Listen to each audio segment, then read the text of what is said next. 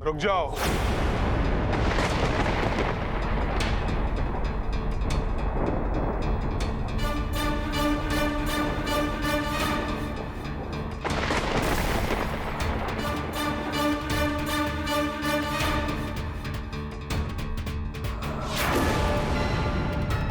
ये क्या हो रहा है?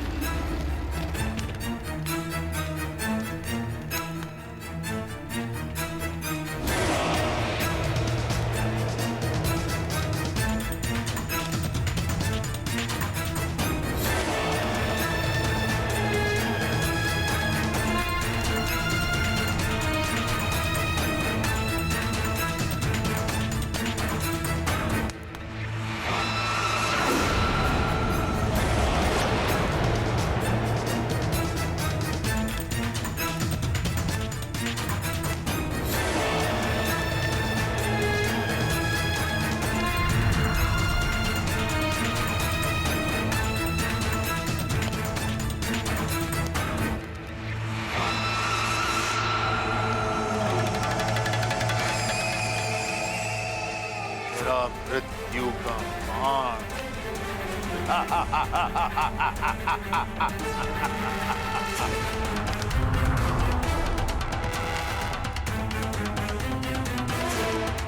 मेरे मृत्यु के सारे बाण जिन्हें मैं मृत्यु की देवी से छीन के लाया था,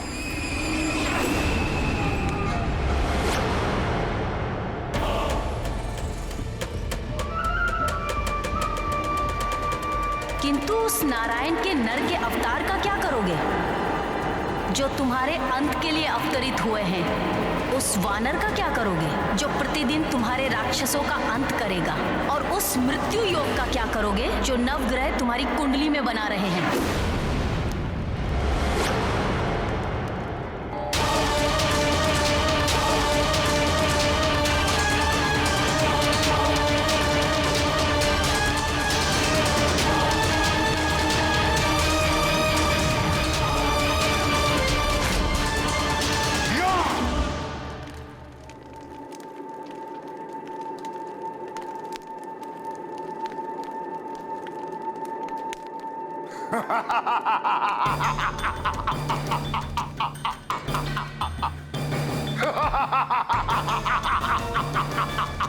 भयभीत हो गए हम। हाँ? रावण अपनी ही परछाई से भयभीत हो गया।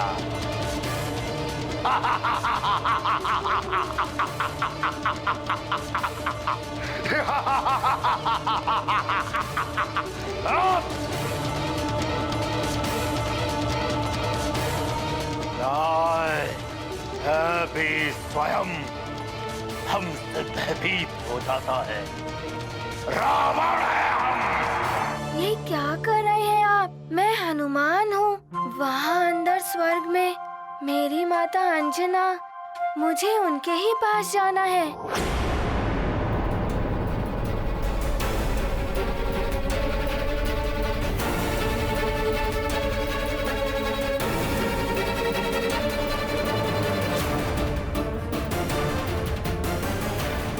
मेरी चेतावनी के बाद भी तुम आगे बढ़े। अब तुम स्वर्ग के इस दिव्य सुरक्षा द्वार में फंस चुके हो।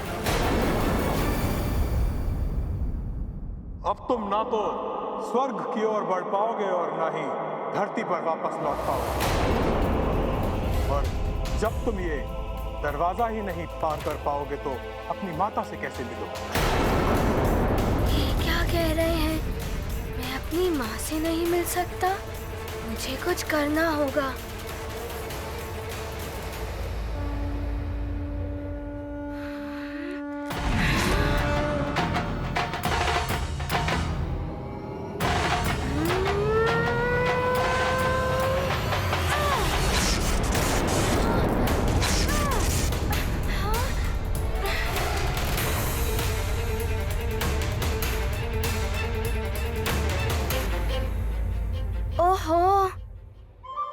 यहाँ पर भी बाधाएं हैं। अब तुम स्वर्ग और धरती के मध्य फंस चुके हो बालक। ये द्वार ऐसे नहीं खुलेगा।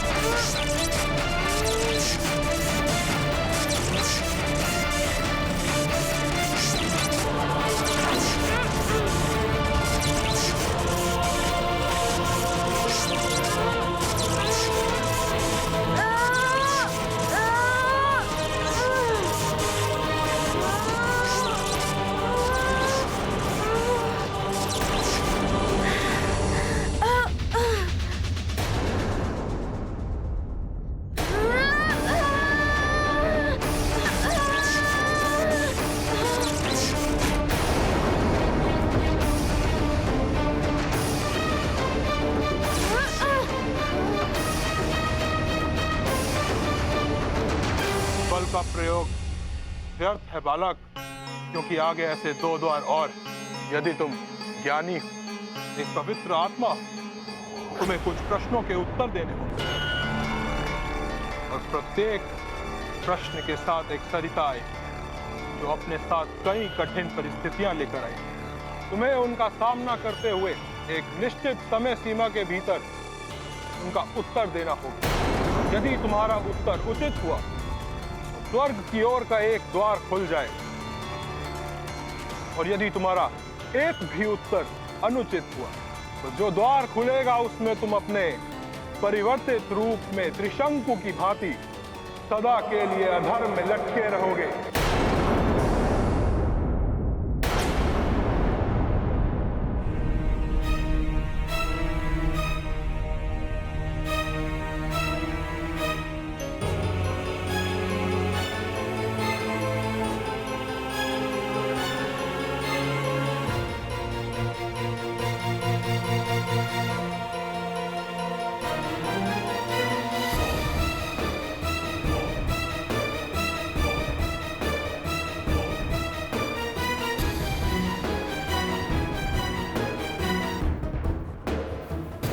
नहीं कब आएगा हनुमान मेरी अंजना को लेकर।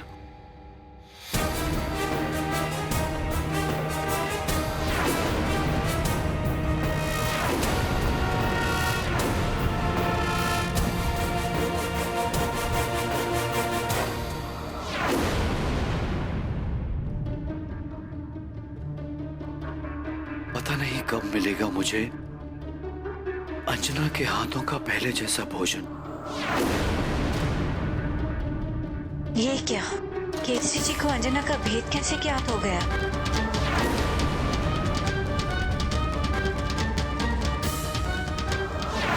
ये तो अनर्थ हो गया।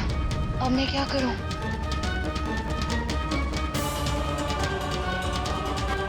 हनुमान क्या गया अंजना, तुम तो जैसे भोजन पकाना ही भूल गई। तुम्हारे हाथ के भोजन में पहले जैसा स्वाद नहीं रहा।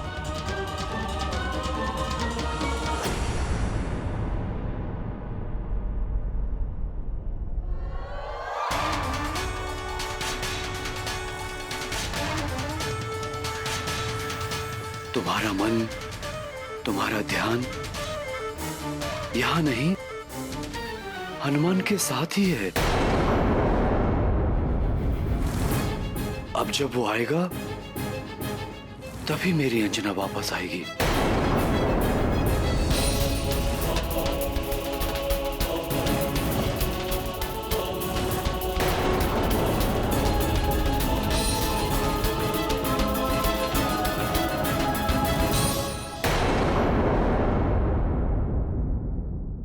हे महादेव, अब हनुमान किस उलझन में फंसा है, उसकी सहायता कीजिए प्रभु, जिससे कि वो शीघ्र यहाँ लौट सके, अन्यथा कोई अनर्थ ना हो जाए।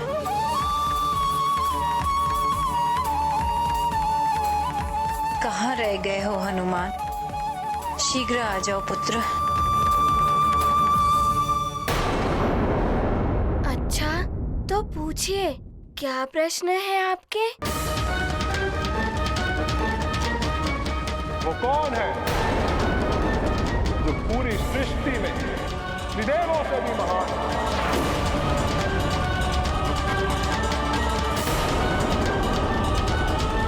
ये पाषाण में परिवर्तित कर देने वाली शिला सरिता है।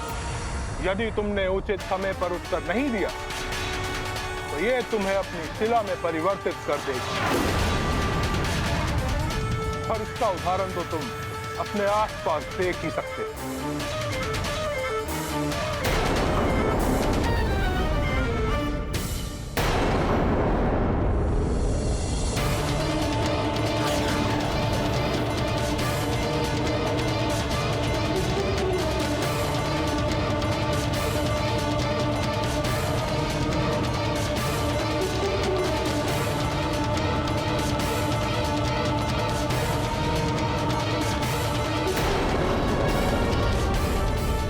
शीघ्र ही उत्तर देना होगा, अन्यथा मैं शिला बन गया तो माँ तक नहीं पहुँच पाऊंगा।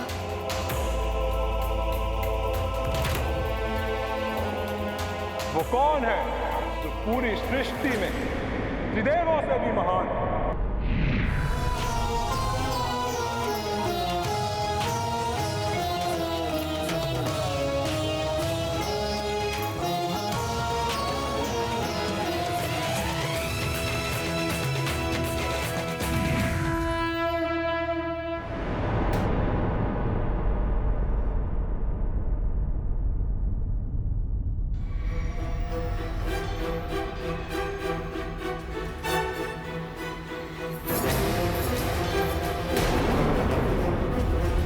ये कहाँ भागती हुई जा रही है? रुको दासी।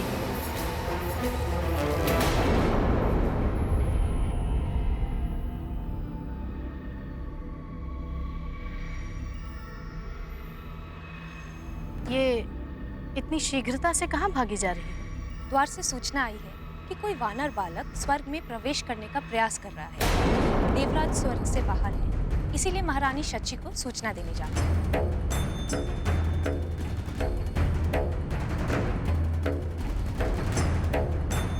अवश्य ही ये वानर बालक कोई और नहीं, हनुमान ही होगा। यदि वो यहाँ आ गया तो अपनी माता अंजना को यहाँ से लेकर ही जाएगी। मुझे उसे स्वर्ग में प्रवेश करने से रोकना होगा। इतना आसान नहीं है।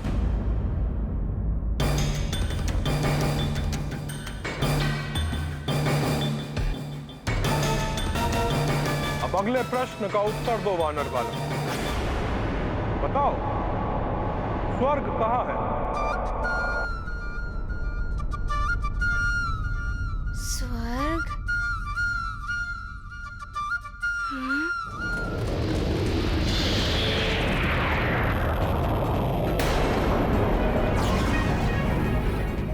ये घुलन सरिता है। तुम जितना विलंब करोगे उत्तर देने में, उतनी ही तुम्हारी देह इस सरिता के जल में घुलती चली जाएगी। स्वर्ग? स्वर्ग तो सामने ही है, फिर ये कैसा प्रश्न है? अवश्य ही इस प्रश्न में कुछ गूढ़ अर्थ है।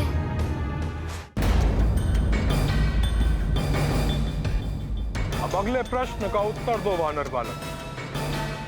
बताओ, स्वर्ग कहाँ है? प्रकोप हनुमत पर छाया, विकट प्रश्न से मन भर माया।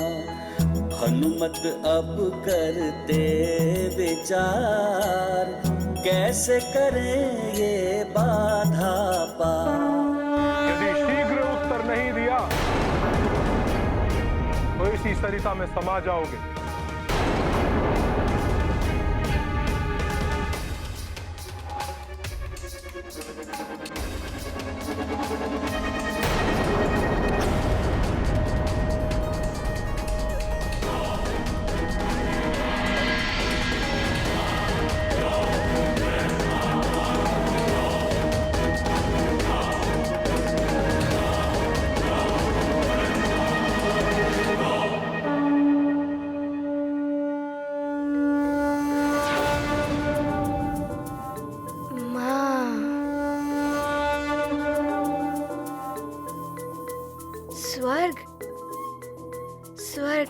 माँ के चरणों में ही होता है। ये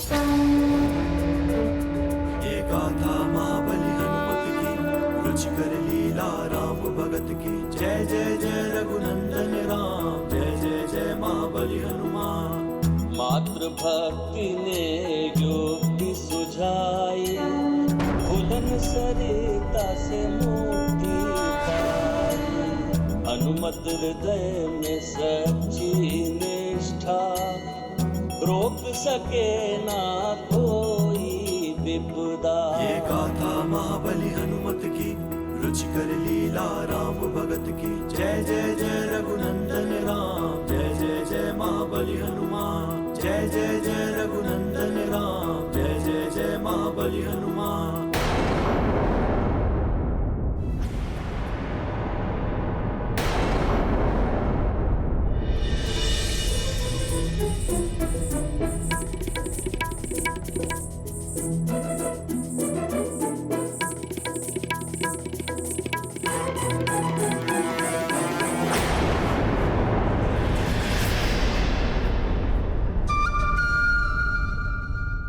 हनुमान,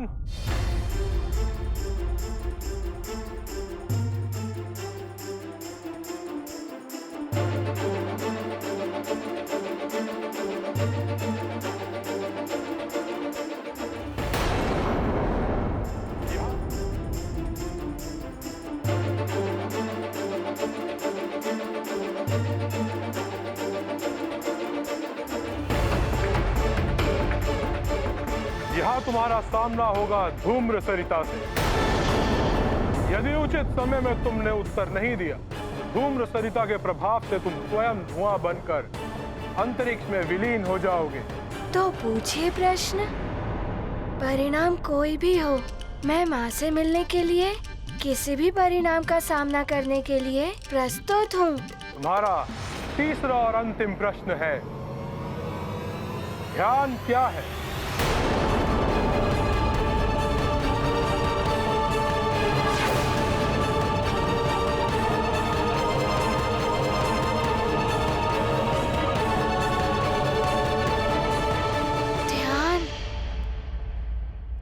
तो एक बालक के लिए बड़ा ही कठिन प्रश्न है, किंतु कोई बात नहीं, मैं प्रयास करूंगा।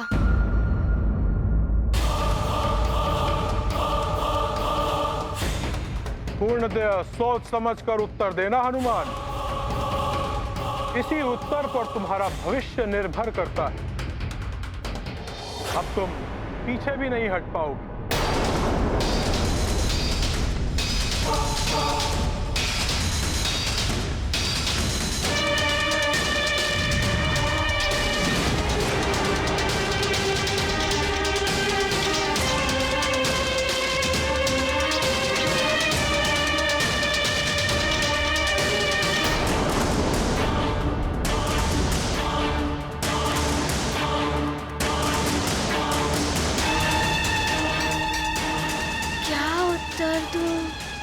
एक अनुचित उत्तर मुझे मेरी माँ से दूर कर देगा।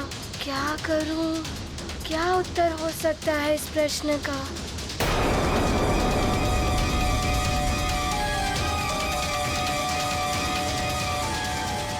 ओहो, उत्तर तो समझ में ही नहीं आ रहा है। और ऊपर से ये द्वार, यदि ये खुल गया तो मुझे धुएं में परिवर्तित करके ना जाने कहाँ उड़ा देगा। मन को एकाग्र करना होगा।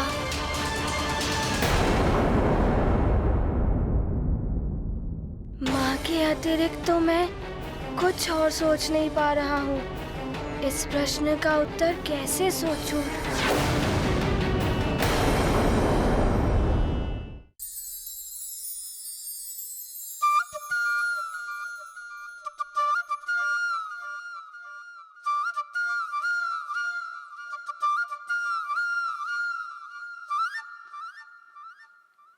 ये लो, आज तुम्हें खेलने जाने की अनुमति के लिए जब तुम ये सारे मोती को इस धागे में पिरोकर माला बनानी होगी। बस इतना सरल कार्य मैं अभी कर लूंगा।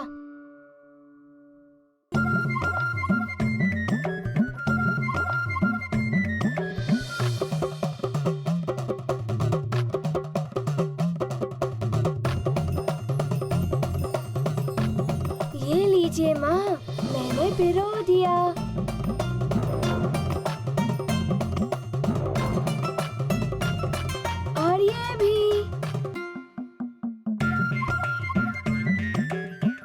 और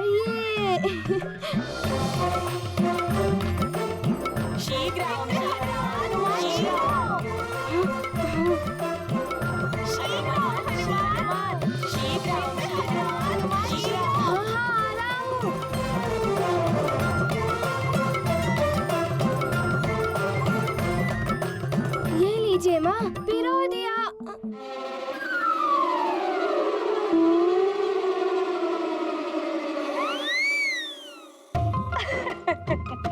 ये तो उधर ही लुढ़क गए।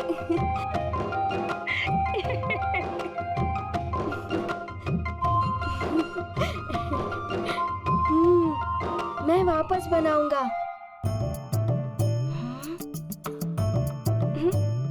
ओहो,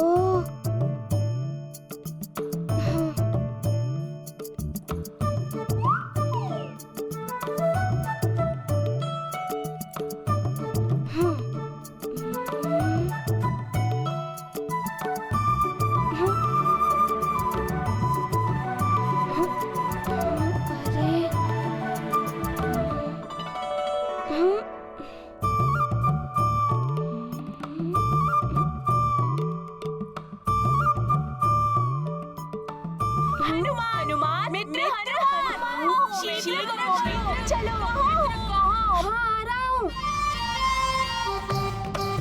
ये क्या, एक भी मोती नहीं पिरो पा रहा हूँ मैं अब।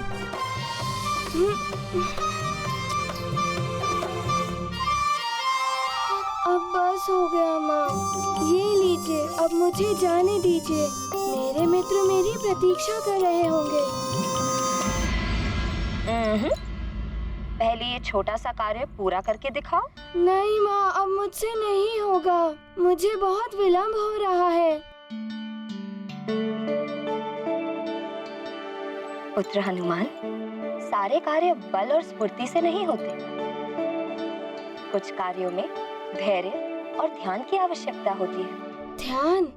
ये ध्यान क्या होता है माँ? ध्यान एकाग्रता की चरम सीमा होती है। जब तुम सारी ओर से अपना मन हटाकर धागे और मनकों के छिद्र में अपना सारा ध्यान केंद्रित कर दोगे, तब तुम इस माला को पिरोने में अवश्य सफल हो जाओगे। अच्छा, तो इसे कहते हैं ध्यान। हाँ पुत्र, एकाग्रता के बिना कोई कार्य पूर्ण नहीं। ऋषि मुनि भी एकाग्र होकर ध्यान लगाते हैं, तभी वे भी अपनी साधना में सफल हो पाते हैं। ये गाथा महाबली हनुमत की, रुचिकर लीला राम भगत की। जय जय जय रघुनंदन राम, जय जय जय महाबली हनुमान। घन संकट में है जीवन, हनुमत करते माँ का चिंतन। सहजता से पाठ सिखाया, ध्यान का सच्चा अर्थ बताया। लगता है इस प्रश्न का उत्तर तुम्हारे पास नहीं है बालक हनुमान।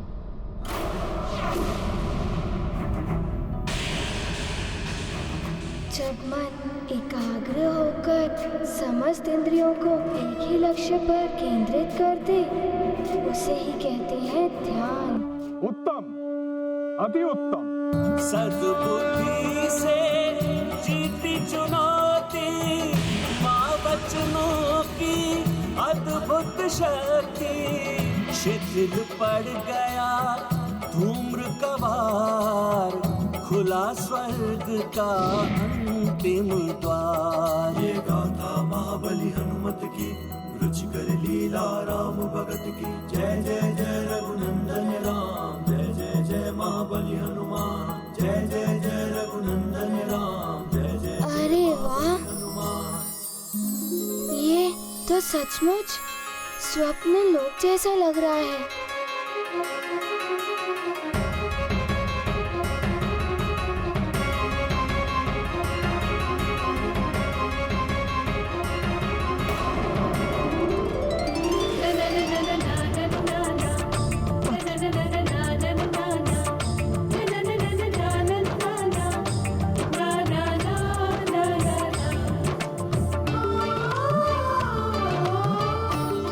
क्यों प्रतीत हो रहा है जैसे हनुमान यहीं कहीं है।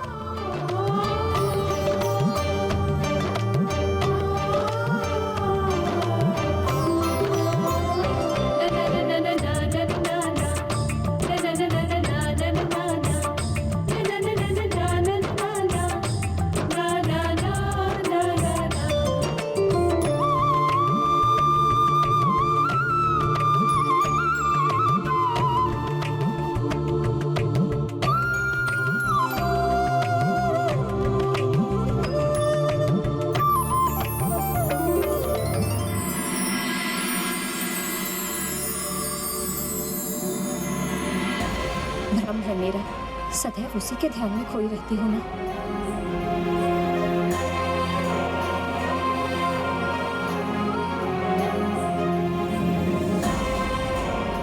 क्या हो गया है मुझे? हनुमान यहाँ कैसे आ सकता है, वो भी बिना इंद्रदेव की अनुमति के?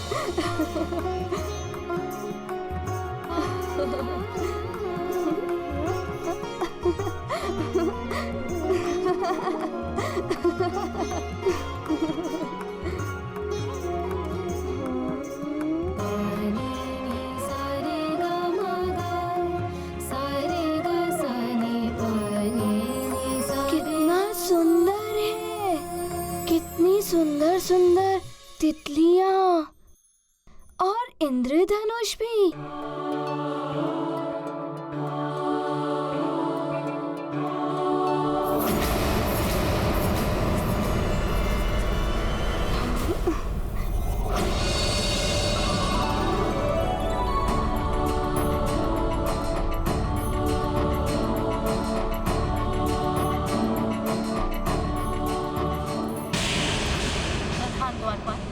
क्या तुम्हें स्वर्ग के नियम स्मरण नहीं? देवराज इंद्र की अनुपस्थिति में बिना आमंत्रण किसी भी प्राणी को स्वर्ग में आने की अनुमति नहीं दी जा सकती। भले ही उसने सारे प्रश्नों के उत्तर उचित दिए, वहीं रोको उसे। देवराज के लौटने तक वो स्वर्ग लोक में नहीं आना चाहिए।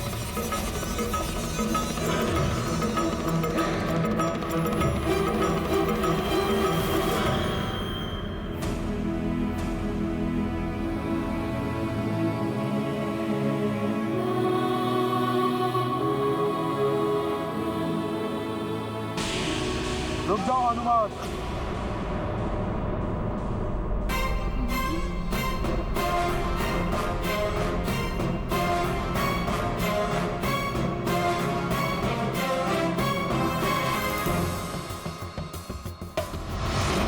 अभी भी तुम्हें स्वर्ग में आने की अनुमति नहीं दी जा सकती। किंतु क्यों? मैंने तो सारे प्रश्नों के उचित उत्तर दिए हैं। बालक, देवराज इंद्र अभी स्वर्ग में नहीं है और उनकी अनुपस्थिति में किसी भी बाहरी प्राणी के लिए स्वर्ग के द्वार नहीं खोले जा सकते। किंतु आप ऐसा कैसे कह सकते हैं?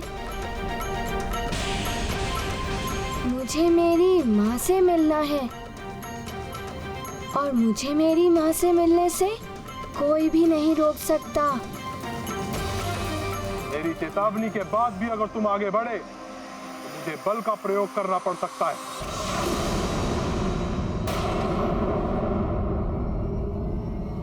हमें तुम प्रहार करने पर विवश कर रहे हो हनुमान।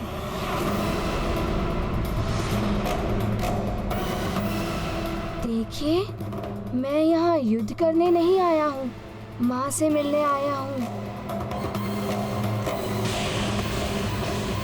और कोई भी शक्ति मुझे माँ से मिलने से नहीं रोक सकती।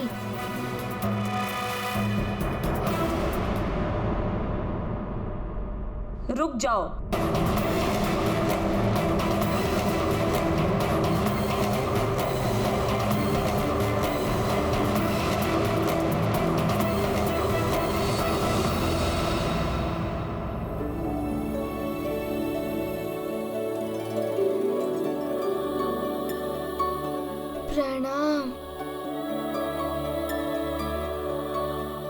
द्वारपाल, इस महान बालक ने देवों के लिए बड़े बड़े कार्य किए।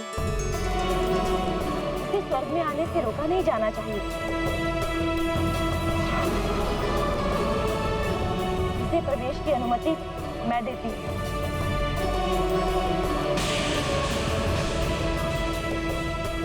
हनुमान, आओ पुत्र, स्वर्ग में तुम्हारा स्वागत है। धन्यवाद।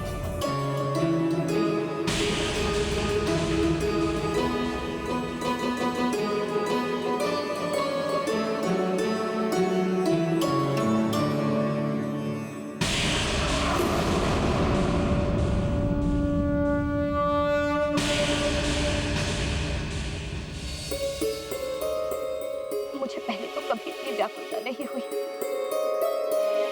न जाने क्यों कुछ तो है जो बार बार मुझे हनुमान की ओर खींच रहा है। मेरे नेत्र उसकी एक झलक देखने के लिए तरस रहे हैं। कदाचित इसीलिए मुझे बार बार लग रहा कि मेरा हनुमान यही कहीं मेरे समीप ही है। तुमने बहुत ही उत्तम उत्तर दिए हनुमान। अच्छा द्वारपाल जी, क्या आप बता सकते हैं मेरी माता देवी अंजना कहाँ है? आओ हनुमान, मैं तुम्हें तुम्हारी माँ के पास ही लेकर जा रही हूँ। रुक जाइए महारानी शची।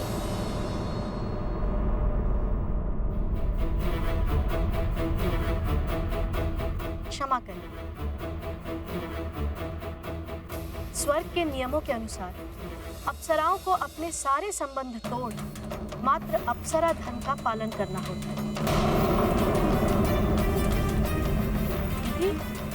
यदि हनुमान अपनी माता से मिलेगा तो ये नियमों का उल्लंघन होगा महारानी। उर्वशी, हनुमान कोई साधारण बालक नहीं है। इसने अनेकों ऐसे कार्य किए हैं जो देवता भी नहीं कर पा रहे थे। इसलिए इसे इसकी माता से मिलने से रोका नहीं जा सकता।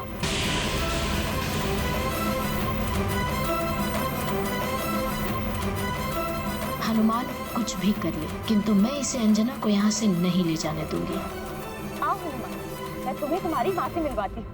आप बहुत अच्छी हैं महारानी जी।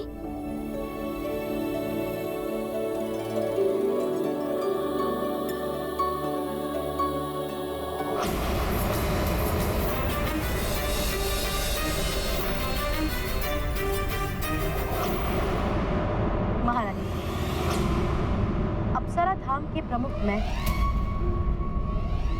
इसलिए यदि हनुमान को अंजना से मिलवाना ही है तो ये कार्य आप मुझे सौंपें। मैं ले जाऊंगी हनुमान को अंजना। ठीक है, तुम लेकर जाओ इसे इसकी माँ के पास।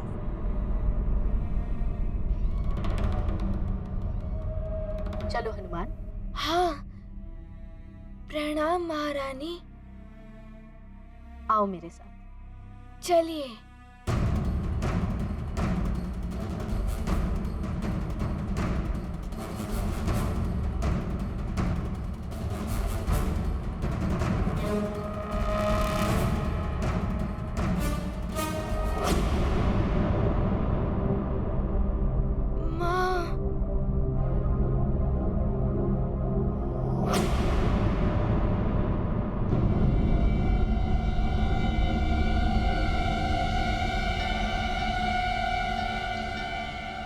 क्या माँ यहाँ भी है, वहाँ भी है और यहाँ पर भी। ये क्या है उर्वशी? तुम तो हनुमान को उसकी माँ से मिलवाने लाई थी ना? माँ से ही तो मिलवा रही हूँ महारानी। हनुमान की परीक्षा ले रही हो? इसका तुम्हें कोई अधिकार नहीं है। मैं प्रधान अप्सरा हूँ महारानी। यदि किसी को भी किसी अप्सरा से मिलना है तो उसे परीक्षा तो देनी ही होगी ना, अन्यथा तो कोई भी किसी अप्सरा से मिलने चला आएगा।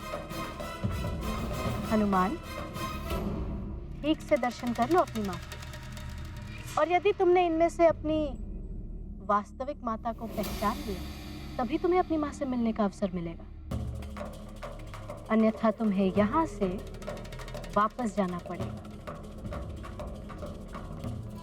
बोलो, स्वीकार है तुम्हें? मुझे तो वैसे भी हर क्षण हर ओर मेरी माँ ही दिखाई देती है। मैं अवश्य पहचान लूंगा उन्हें। ठीक है, पहचान लो। यदि तुमने अपनी माँ को पहचानने में भूल की तो यह सिद्ध हो जाएगा कि तुम्हारा मातृ प्रेम मिथ्या है और तुम्हें अपनी माता की कोई आवश्यकता नहीं।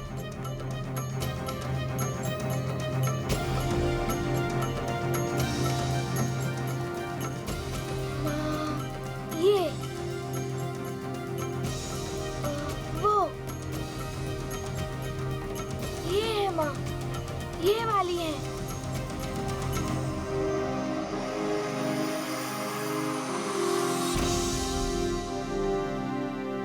इनमें से सब मेरी माँ के ही स्वरूप में है। अब कौन सी मेरी माँ है?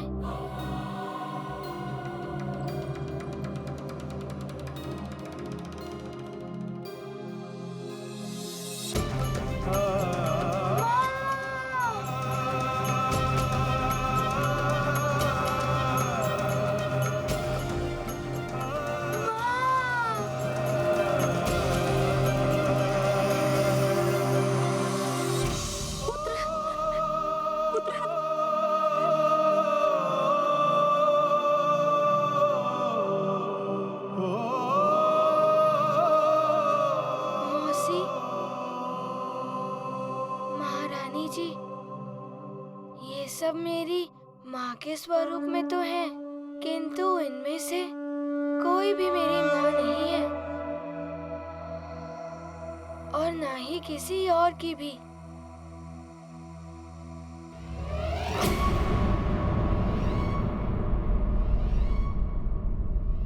ये तुम कैसे कह सकते हो कि इनमें से कोई तुम्हारी माता नहीं? माँ होती है।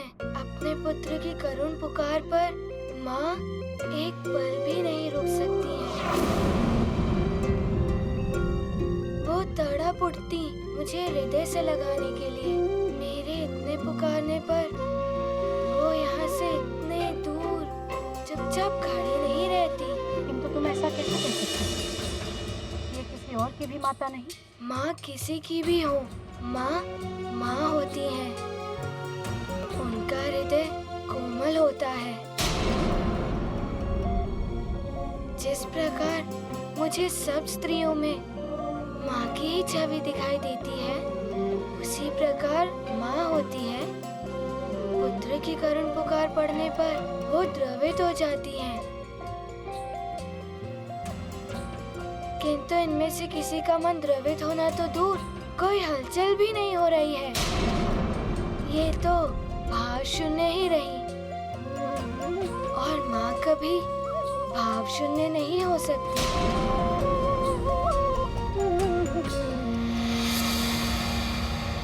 उर्वशी, अब तो हनुमान तुम्हारी परीक्षा में भी उत्तीर्ण हो गया ना? अब तो इसे इसकी माँ के पास जाने दो। आओ हनुमान, मैं तुम्हें तुम्हारी माँ के पास ले चलती हूँ। आओ।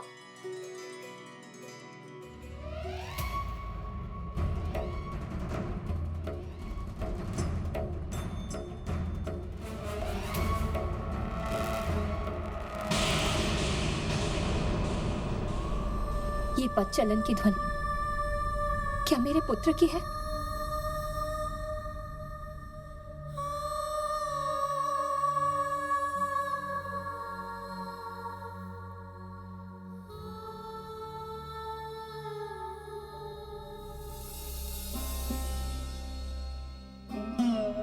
ये क्या हो रहा है मुझे?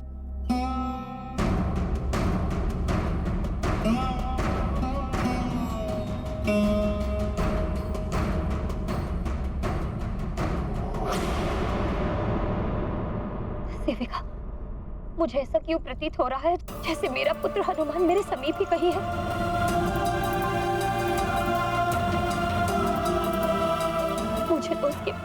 की ध्वनि भी सुनाई दे रही है। आपका अनुमान बिल्कुल सत्य है। आपका हनुमान यहाँ स्वर्ग में आ चुका है।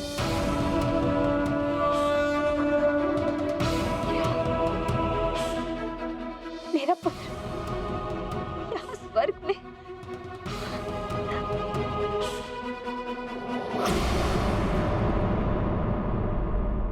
कहीं ये स्वप्न तो नहीं है? नहीं, ये स्वप्न नहीं, ये सत्य है।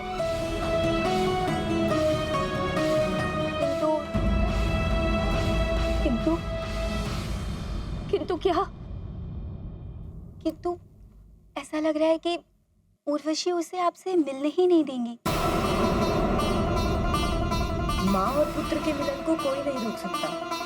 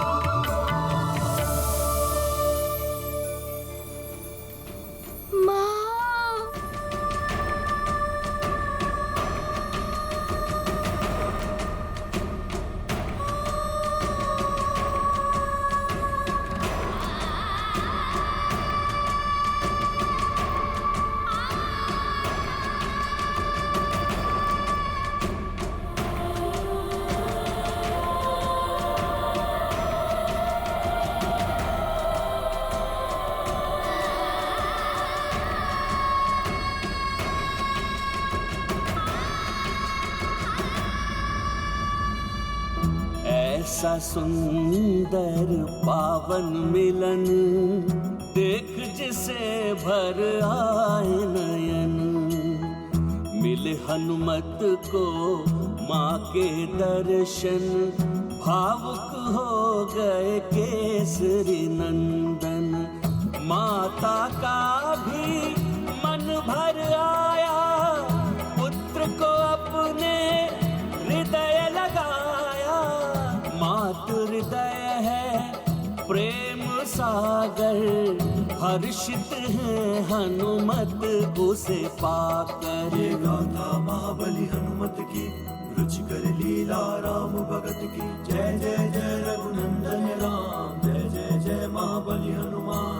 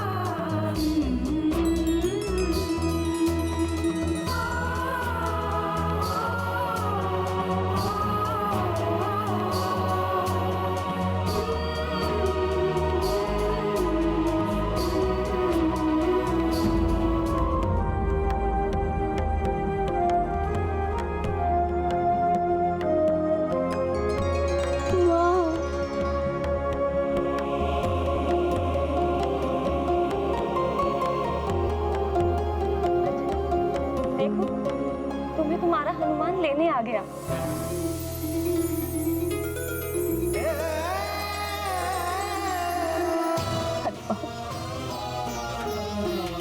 मेरे पुत्र, कैसे हो तुम? तुम्हें बिना बताए नहीं आना चाहती, पर बता नहीं पाई।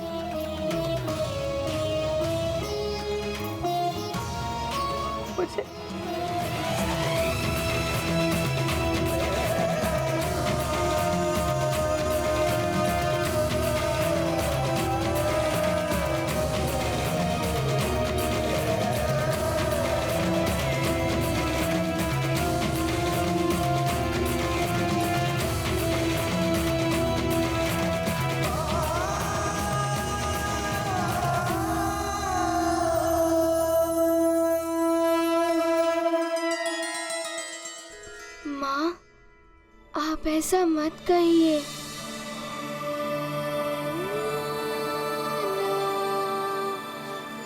अब मैं आ गया हूँ ना, आपको यहाँ से लेकर ही जाऊंगा। आप चलेंगी ना माँ? बताइए ना माँ।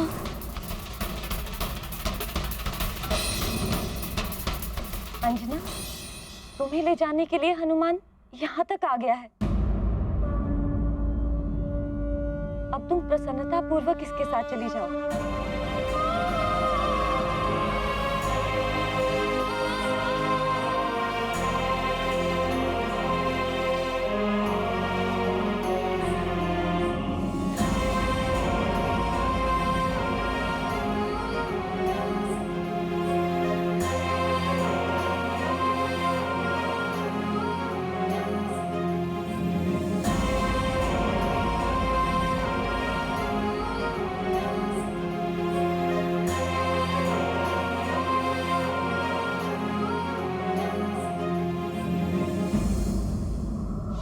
करे महारानी जी।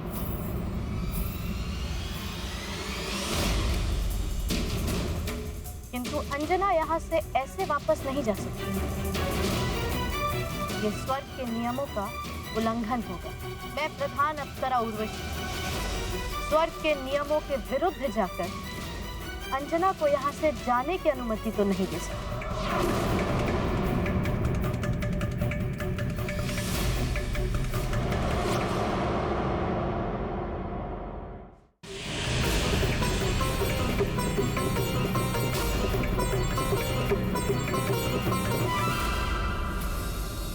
ऐसा क्यों कह रही है मौसी जी? अनुमति दे दीजिए ना। आपकी ही अनुमति से मैं माँ को यहाँ से ले जाऊंगा। इसकी अनुमति मैं कभी नहीं दूंगी हनुमान।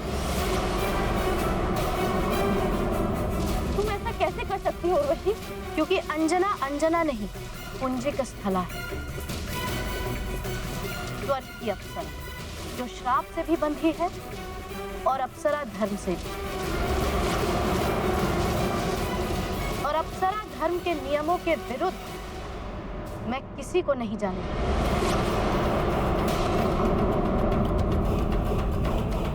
देवराज के अतिरिक्त ये अनुमति कोई नहीं दे सकता।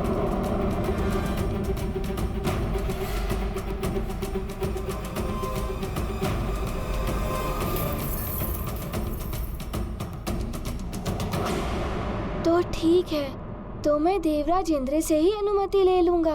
वे इस समय स्वर्ग लोक से बाहर गए हैं। कोई बात नहीं, मैं उनकी प्रतीक्षा कर लूंगा। जब वो वापस लौट कर आएंगे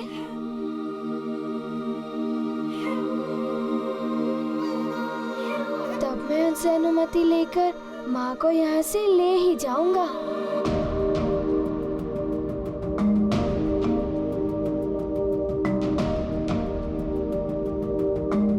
तब तक मैं माँ के साथ ही रहूंगा।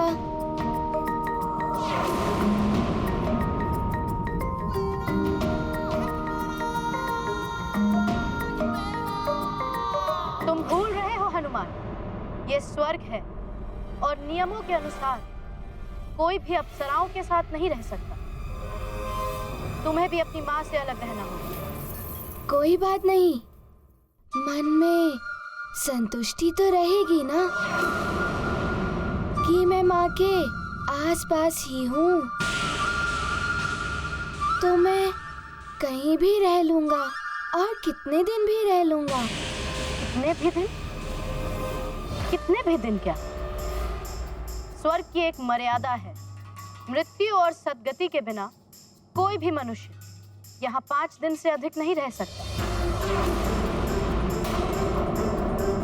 तुम भी यहाँ 5 दिन से अधिक नहीं रह पाओगे। किंतु आप ऐसा क्यों कह रही हैं? यही नियम है। 5 दिन पश्चात स्वर्ग की अद्भुत दिव्य शक्तियाँ स्वतः ही तुम्हें यहाँ से बाहर निकाल देंगी।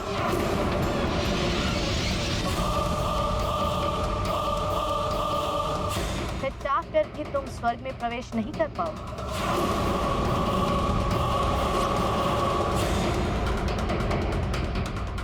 मौसी जी, 5 दिन भी कम नहीं होते। मैं इन 5 दिनों में देवराज से अनुमति लेकर माँ को अपने साथ लेकर अवश्य जाऊंगा।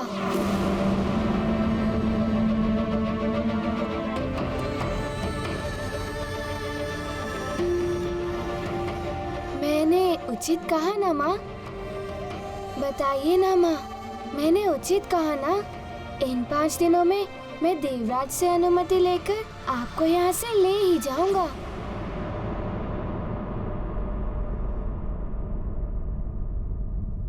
लौट जाओ हनुमान,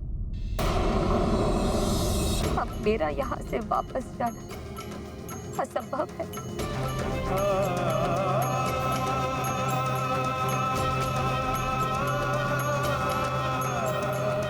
आप ऐसा क्यों कह रही हैं माँ? यदि आप नहीं जाएंगी तो मैं यहीं रह जाऊंगा आपके साथ।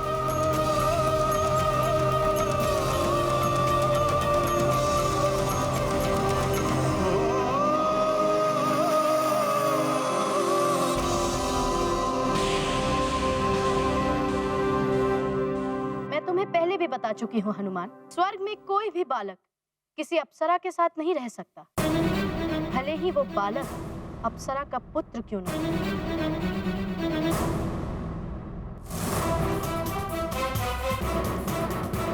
उर्वशी, देवराज यहाँ नहीं है, इसका अर्थ ये नहीं कि तुम किसी के बारे में कोई भी निर्णय सुनाने लगोगी। मैं कोई निर्णय नहीं सुना रही महारानी, स्वर्ग के नियमों को बता रही और स्वर्ग के नियमों का पालन करना अति आवश्यक है।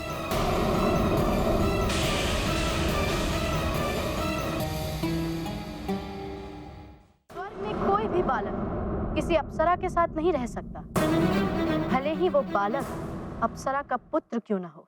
उर्वशी, देवराज यहाँ नहीं है, इसका अर्थ ये नहीं कि तुम किसी के बारे में कोई भी निर्णय सुनाने लगोगी। मैं कोई निर्णय नहीं सुना रही महारानी जी, स्वर्ग के नियमों को बता रही और स्वर्ग के नियमों का पालन करना अति आवश्यक है।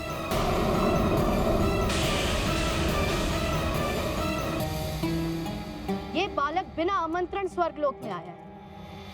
यदि ये यहाँ रहेगा तो पुंजिक स्थला के साथ में अतिथि गृह में इसके रहने की व्यवस्था की जाएगी।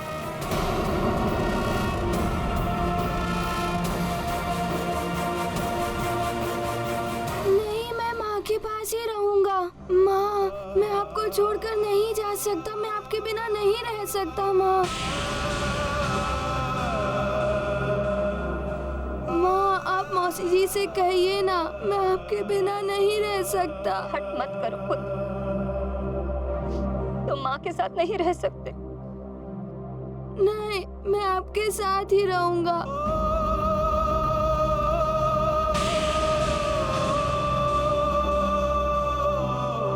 स्वर्ग के नियमों का पालन करो, जाओ यहाँ से।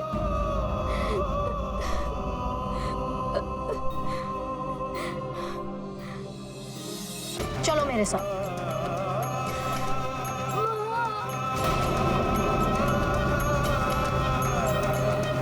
उर्वशी, ये हट है तुम्हारा, इसके लिए तुम्हें देवराज के दरबार में प्रश्नों का सामना करना पड़ेगा।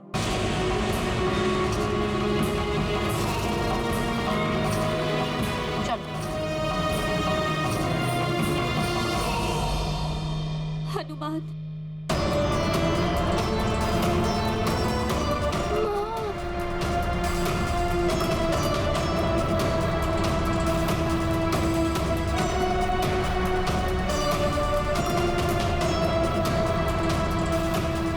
अब देवराज के आने तक कुछ नहीं किया जा सकता अंजना।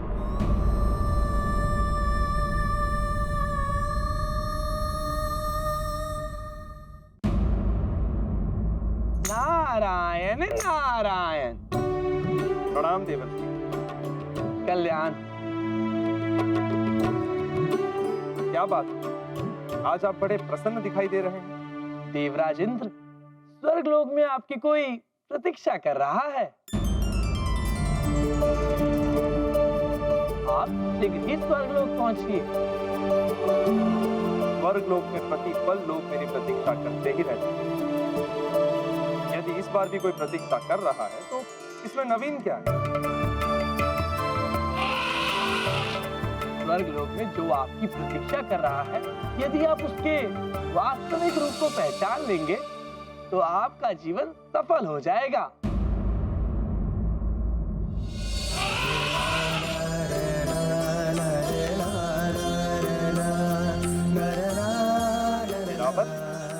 बात क्या है? तुम भी बड़े प्रसन्न दिखाई दे रहे हो। देवराज इंद्र जब अपने प्रतीक्षा कर रहे हो तो कौन प्रसन्न नहीं होगा? प्रणाम देवर्षि। रावत,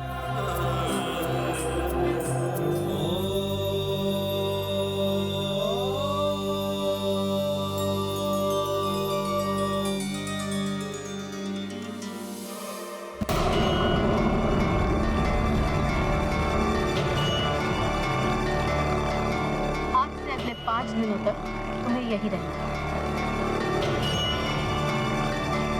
मौसी जी,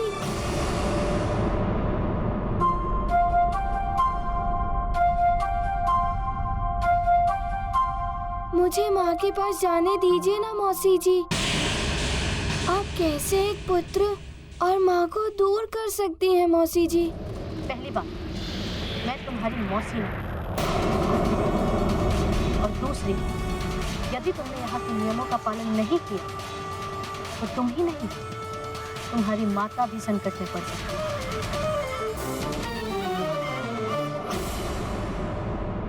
अच्छा, तो ठीक है, आप मुझे इतना ही बता दीजिए कि देवराज कब लौटेंगे।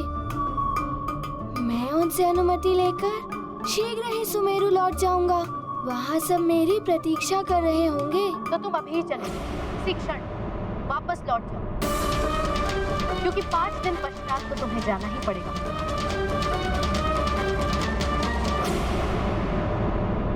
मैं तो देवराज की अनुमति से ही माँ को यहाँ से लेकर जाऊंगा।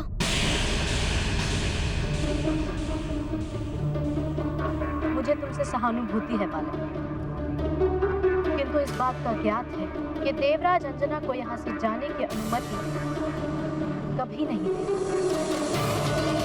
क्योंकि मैं तुम्हें इंद्रदेव तक पहुँचने ही नहीं दूंगी और तुम्हें 5 दिनों तक उलझाए रखने के लिए एक सेवक ही पर्याप्त है।